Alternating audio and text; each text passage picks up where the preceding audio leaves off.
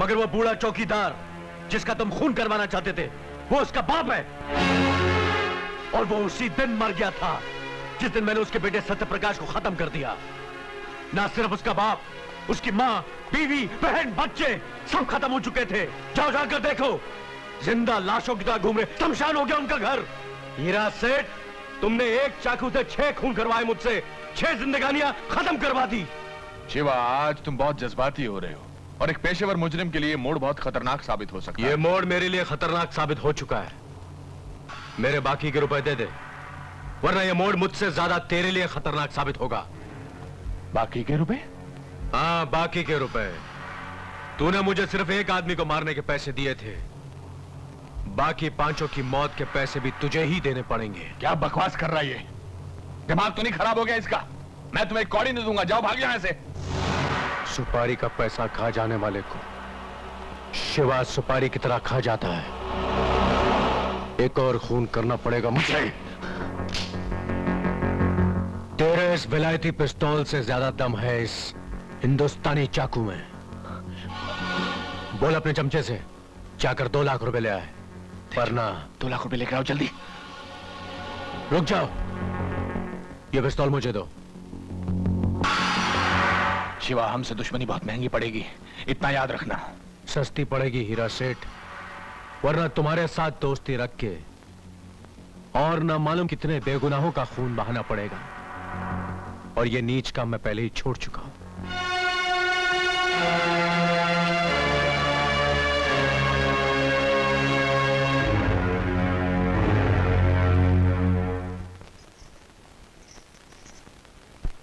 बेटा, ये क्या? ये घर तुमने हमारे नाम लिखवा दिया? हाँ बाबा। आज के जमाने में कोई किसी को 2 पैसे का उधार नहीं देता, और आपने हमें इतना महंगा मकान खरीद कर दे दिया। इतने सारे आसान क्यों कर रहे हैं आप? ये समझ लो भाभी, शायद पिछले जन्म का कोई कर्जा जो मैं चुका रहा हूं। जुग जुग जियो बेटा, मेरी उम्र भी तुम्हें लग जाए। आज तुमने मेरे बेटे का सपना पूरा कर दिया। उनका एक सपना और भी था जो मुझे पूरा करना है। वो क्या बेटे? मुन्नी की आंखों में रोशनी जगानी है। जरा आंखें सामने करो, शाबाश। अब जरा ऊपर करो।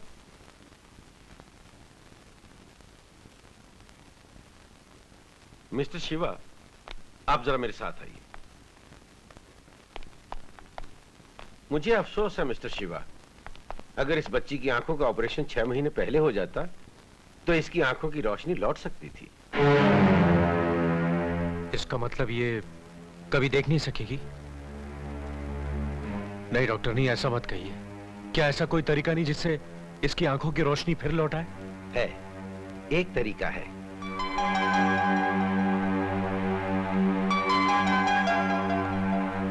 चलो। चाचा, क्या कहा डॉक्टर अंकल ने? क्या मेरी आंखें ठीक हो सकती हैं? हाँ मुन्नी, तेरी आंखें ठीक हो जाएंगी। सब कुछ देख सकेगी तू। अपनी मम्मी को देखेगी, मुझे देखेगी, सबको देखेगी तू।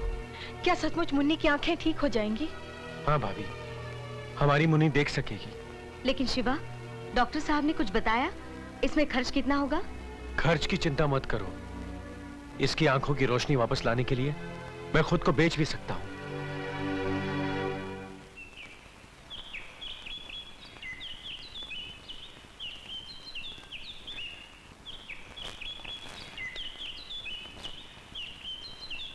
शिवा, तुम्हारा प्रायश्चित पूरा हो रहा है। तुम्हारे जीवन के अंधेरे का सवेरा हो रहा है। अब अपनी जिंदगी के बारे में सोचो। अपनी जिंदगी के बारे में क्या सोचूं पारो?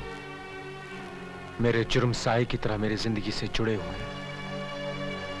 अंजाम कुछ भी हो सकता है। शिवा। हाँ पारो, बचपन में सिर्फ माँ का प्यार मिला, मैं उससे बिछड़ गया। अब तुम्हारा प्यार मिला है, डरता हूं कि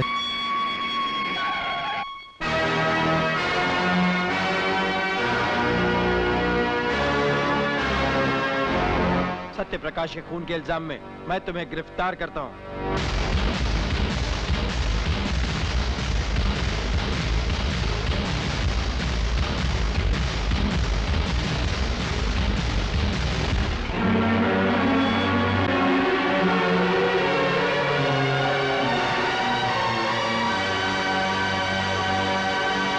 योर ऑनर, ये केस बिल्कुल आईने की तरह साफ है।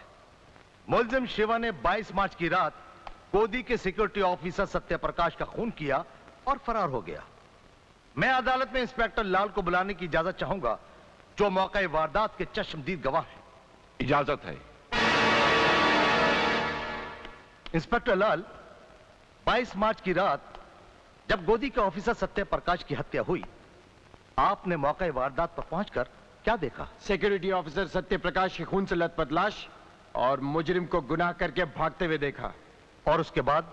मैंने मुजरिम का पीछा किया, पर मुजरिम पुलिस को चकमा देकर भाग गया। ये बात आप दावे से कैसे कह सकते हैं कि वो शिवा ही था और कोई नहीं? मुजरिम शिवा का कद काठी हूबहू उसी से मिलती है जिसका मैंने पीछा किया। बल्कि यूं कहिए योर ऑनर, वो शिवा ही था।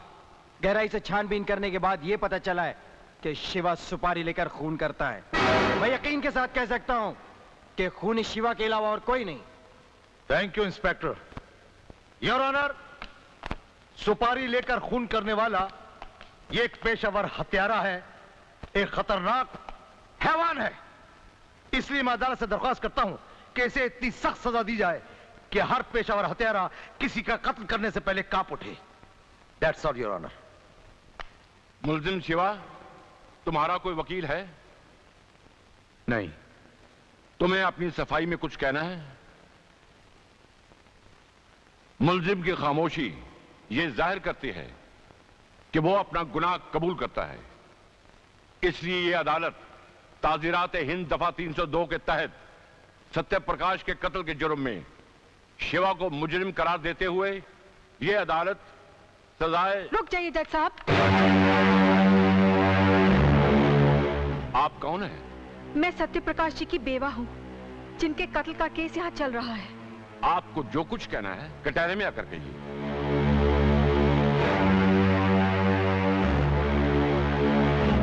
योर ऑनर, 22 मार्च की रात को मेरे पति का कत्ल करने के बाद इत्तेफाक से कातिल हमारे ही घर में घुस आया।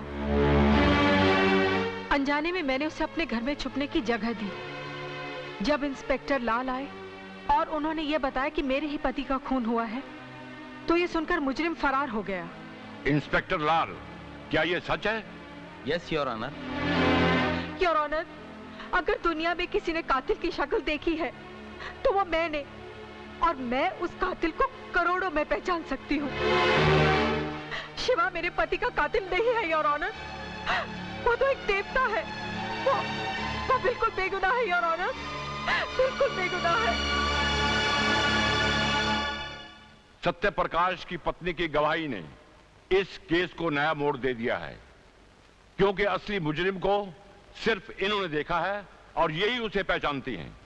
इसलिए यह अदालत इस केस को खारिज करते हुए शिवा को बाइज्जत बरी करती है और साथ ही साथ पुलिस को ताकीद करती है कि असली मुजरिम को अदालत में जल्द से जल्द पेश करे।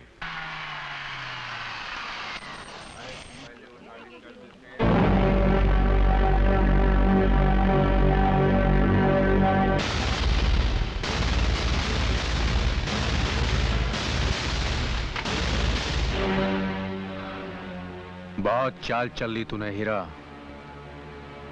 अगर फिर कोई चाल चली तो मैं तुझे जिंदा रहने के लिए 9 सेकंड की मोहलत भी नहीं दूंगा, और तेरे आगे पीछे कोई रोने वाला भी नहीं रहेगा।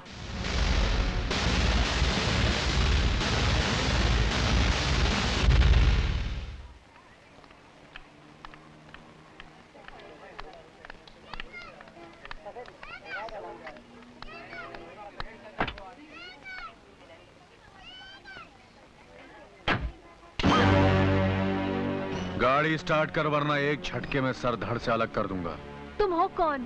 तेरे हरामी बाप का बाप हूं। तुम चाहते क्या हो? पहले जगह पर पहुंचना, उसके बाद तेरे बाप का कर्जा सूद समेत वापस लौटाना। चला गाड़ी। कामनी, ओ मेरी कामनी। रवि! कौन? गाड़ी चला, वरना जबान काट कर तेरे हाथ में रख दूंगा। चल गाड़ी चला।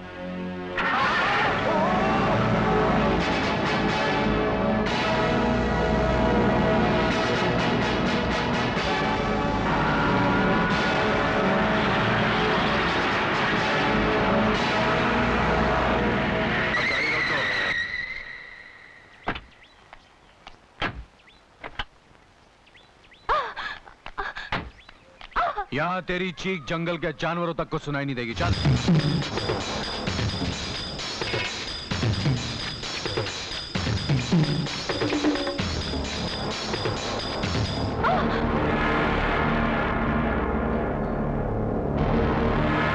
देखो, तुम मेरे सारे जेवर, सारे रुपए रख लो और जाने दो मुझे, प्लीज।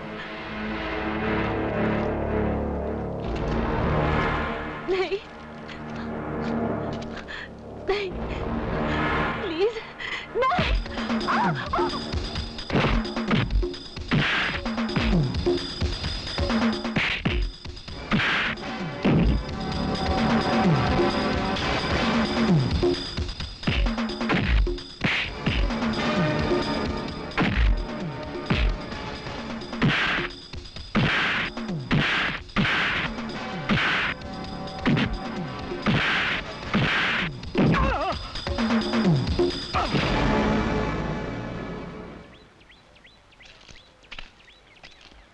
रवि, रवि, आज अगर तुम ना आते तो तुम्हें मेरा मरा हुआ मुंह देखना पड़ता। ऐसा मत कहो कामिनी, ये तो मेरा फर्ज था। मैं कहती हूँ, आज तुमने मुझ पर बड़ा एहसान किया है। आज फर्ज और एहसान की 4 दीवारें तोड़कर मैं तुम्हारे पास आ गई हूँ रवि। मैं तुम्हें उतना ही चाहती हूँ जितना कि तुम मुझे चाहते हो। I love you Ravi, I love you।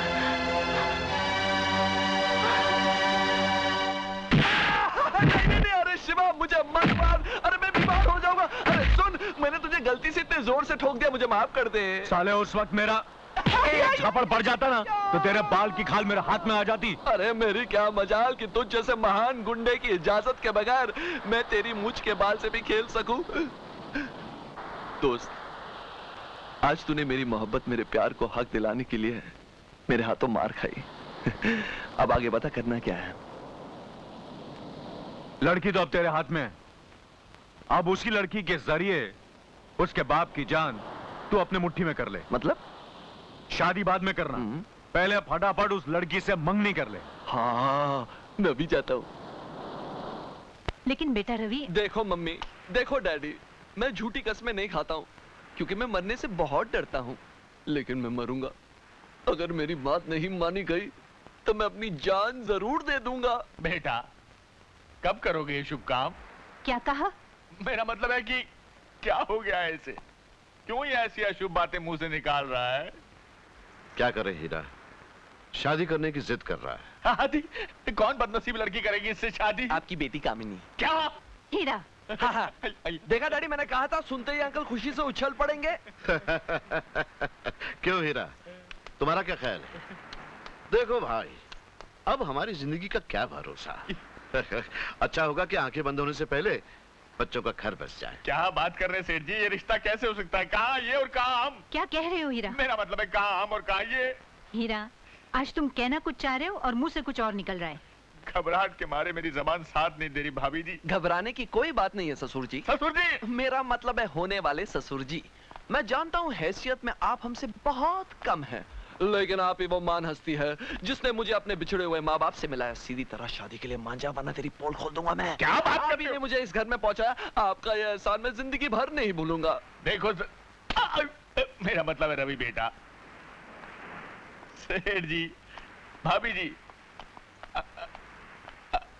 अब आपसे कैसे कहूं कि मेरी बेटी इससे नफरत करती है? नफरत नहीं डैडी, मैं तो प्यार करती हूँ रवि से।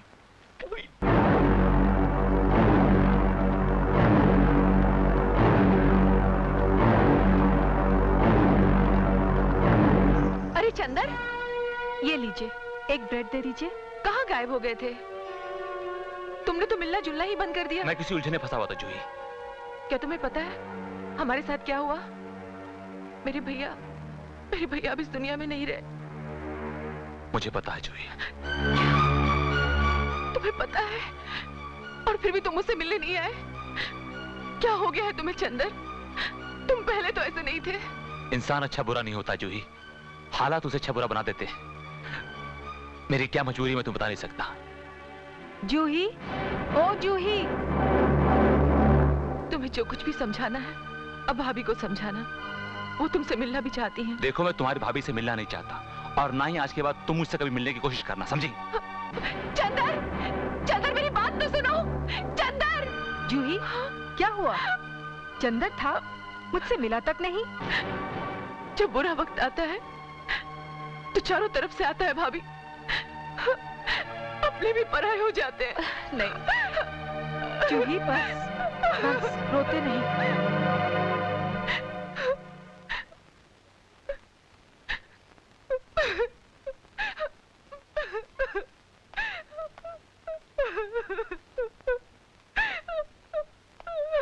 जूही, क्या बात है? तुम रो क्यों रही हो?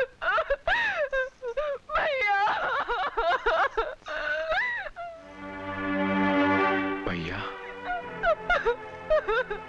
जिस रिश्ते का मैंने सिर्फ नाम सुना था, आज पहली बार किसी ने पुकारा। अब तेरा कोई दुख तेरा नहीं होगा। बता, क्या बात है? जिस लड़के से इसका रिश्ता पक्का होने वाला था, आज वही इसे रुला गया। आज बाजार में जूही ने उससे बहुत बात करने की कोशिश की, लेकिन वो बेगानों की तरह चला गया। कौन है वो? क्या नाम है उसका? इस धरती पर जहां कहीं भी होगा, उसे उठाकर मैं यहाँ ले आऊंगा।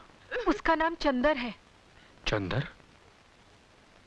कहीं ये वो लड़का तो नहीं जो होटल में काम करता है? अरे, उसका घर पता ठिकाना तो मुझे मालूम है।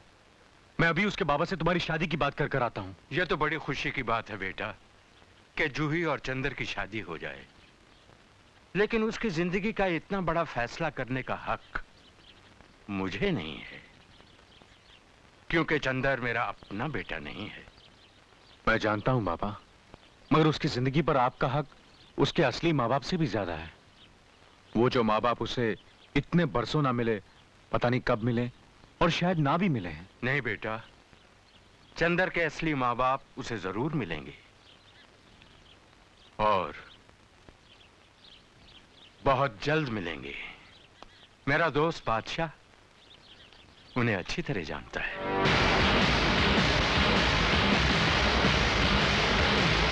चंद महीने पहले वो मुझसे मिलने के लिए आया था और कह गया कि चंदर एक करोड़पति सेठ का बेटा है, लेकिन उसने सेठ जी का नाम नहीं बताया और कहा कि वो जल्दी ही आकर उसे उनसे मिलाने के लिए ले जाएगा।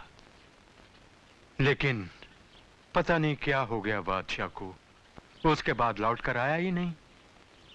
बस तभी से मैं उसकी राह देखता हूं, ताकि मेरे गरीब चंदर को उसका हक मिल जाए।